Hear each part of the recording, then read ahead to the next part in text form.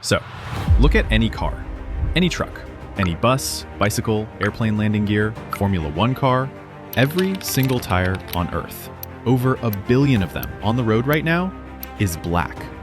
All of them. Everywhere. And you've never once asked why. Neither did I. But what's weird to me is rubber isn't black. Like, at all. Natural rubber, the stuff tires are actually made from, is white. Almost milky. If nobody had done anything to it, your tires would look like they're made of marshmallow. And actually, they used to. Back in the early 1900s, tires were white, or this sort of pale grayish color. But they were a disaster. The average tire lasted a few hundred miles, sometimes less. At a time when roads were rough and cars had basically no suspension, a blowout wasn't just an inconvenience. People got thrown from vehicles. People died. In 1909 alone, tire failures were one of the leading causes of early automobile accidents. Tire companies were losing money, drivers were losing trust, and the entire automobile industry was at risk of stalling out before it even started. Something had to change. Fast. Around 1910, engineers at Goodyear started experimenting with a material called carbon black. Basically, ultra-fine soot. A byproduct of burning oil and gas. Dirt cheap, available everywhere. And at that point, nobody really knew what to do with it.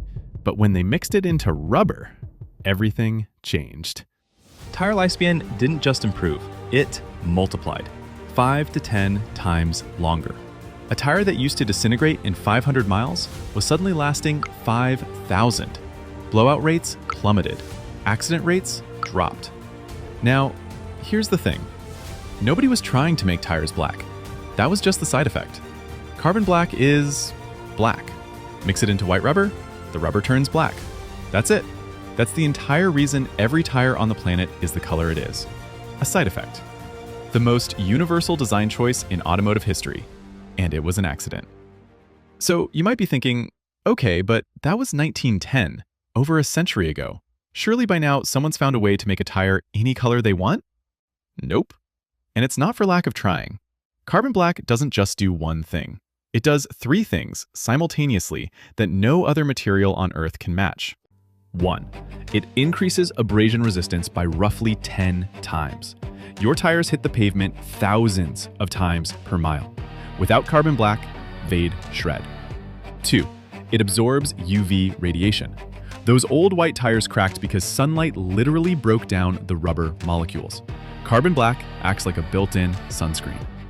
And 3. At highway speed, your tires heat up to around 80 degrees Celsius. Carbon black pulls that heat away before the rubber destroys itself. About 25 to 30% of a modern tire, a quarter of the whole thing, is just carbon black. There is no other additive, no compound, no synthetic material that handles all 3 jobs at once. The color isn't a choice. It's a consequence of the only thing that actually works. Now, people have absolutely tried to change it. In 1961, Goodyear unveiled these translucent illuminated tires, lit from the inside. You could get them in pink, blue, gold. They looked insane. They fell apart almost immediately. The project was scrapped. And those white sidewall tires on classic cars, that white strip was literally a section of the tire where they left the carbon black out, just for aesthetics. It was always the first part to crack. Always.